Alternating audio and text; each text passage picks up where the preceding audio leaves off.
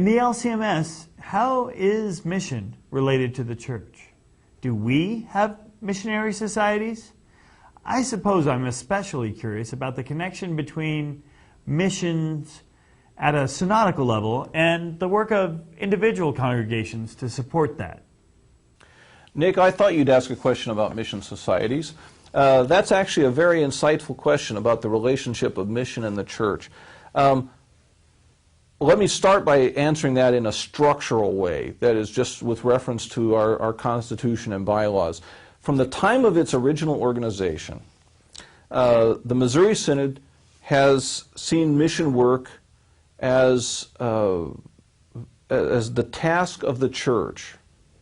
And for that reason, when we set up a synod, we also set up an arm of that synod, a department of the synod that's responsible to carry out deliberate mission work.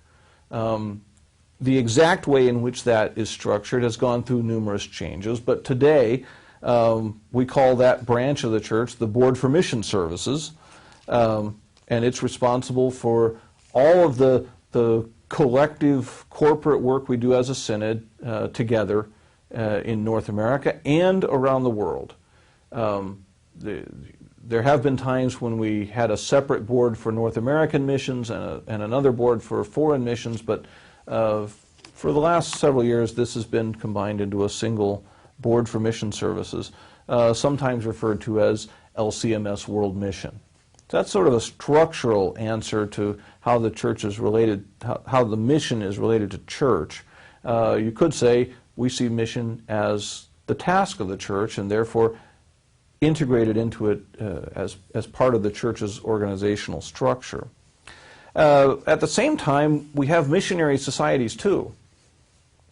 One of the first of these was established in the early 1900s by Edward Arndt, a pastor who was passionately interested in mission work in China and tried to persuade the Synod to send missionaries to China. The Synod refused because of lack of resources and lack of suitable people.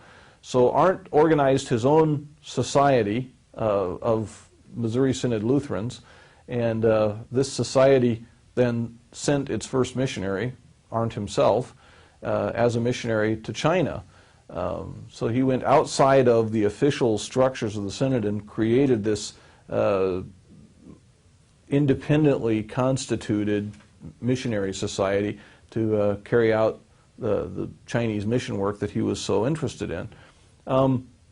Within a relatively few years, the Synod had decided that maybe this wasn't such a bad idea after all, and had adopted Arndt's Chinese work and committed to sending other missionaries, and that missionary society went out of existence as the work was taken over by the Synod as a body. But that wasn't the end of missionary societies in the Missouri Synod. In fact, in the last several years, over the last, I'd say 15 years or so, we've seen an explosion in the creation of new missionary societies, a great surge of new organizations that seem to keep cropping up. Each of these organizations decides to identify a particular part of the global mission of the church that they're passionate about, that they're interested in and committed to, and they'll organize in a way that seems best to them to support and foster that part of the mission. Now, so you'll have a missionary society that's focused just on blind missions, or a missionary society that's focused just on missionary work in East Africa. Another missionary society might take as its primary goal the care of children in Latin America. Another missionary society takes as its goal the translation of the Bible. All of these are constituted as separate societies, independent societies, but of course their members and their supporters come from churches, and the societies I'm talking about draw their support and members from churches in the Missouri Synod. So we do have a collective corporate branch of the church that is responsible for global mission work, but we have at the same time a rather large and increasing number of independent societies that have constituted themselves and operate in a way that focuses on a particular aspect of mission work. It's probably too soon to tell what the long-range effect of that phenomenon is. I mean, as a historian, it's difficult sometimes to evaluate what the significance of current events is. But I think it's safe to say that these missionary societies are probably with us for a long time. They allow individual Christians to take greater ownership and responsibility for mission work, and also offer individual Christians the opportunity to become more directly involved in some aspect of mission. And that seems to be something that's supported very widely by people in our day and age. There are efforts to coordinate the work of these mission societies in the orbit of the Missouri Synod. There's an organization of organizations. It's called the Association of Lutheran Mission Agencies, or ALMA, which currently has, I believe, more than 70 members. 70 member organizations are part of this umbrella group. And they meet on a regular basis to help coordinate the work and make sure there's not any unnecessary duplication of effort or overlap. There's really no one is interested in having these different missionary societies compete with one another. But that kind of coordination becomes a more and more difficult task the more of these groups there are. I think we'll have to learn to live with these mission groups for quite a while. The last part of your question had to do with how the mission work of the Synod relates to the work of an individual congregations, if I understood you correctly, Nick.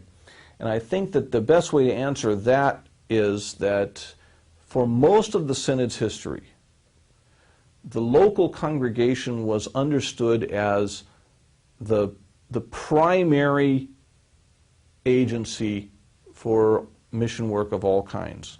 In fact, when the Synod was formed, there was a debate about whether this new thing that they'd established, this Synod, really had any authority to call a missionary.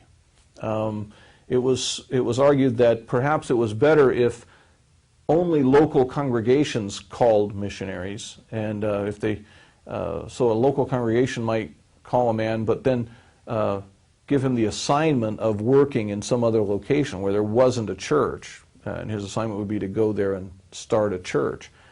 The Synod had to sort of carry on this debate for quite some time before they finally decided that it was okay if the Synod collectively, acting through its mission board, would issue a call so that a missionary could work in a new area where there was no church without also being given responsibilities in an existing local congregation.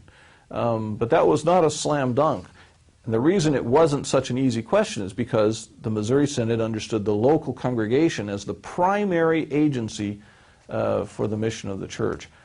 Obviously, some mission tasks are beyond the reach of a local congregation. It's hard to imagine an individual local congregation sending a missionary to India. I suppose it's theoretically possible, and in the Missouri Synod it's certainly theologically possible. But there are some mission tasks that are just better accomplished collectively, and that was one of the reasons the Synod was formed, is to help make those tasks possible as the congregations work together. But the local congregation was always seen as the primary agency of mission work in the Synod.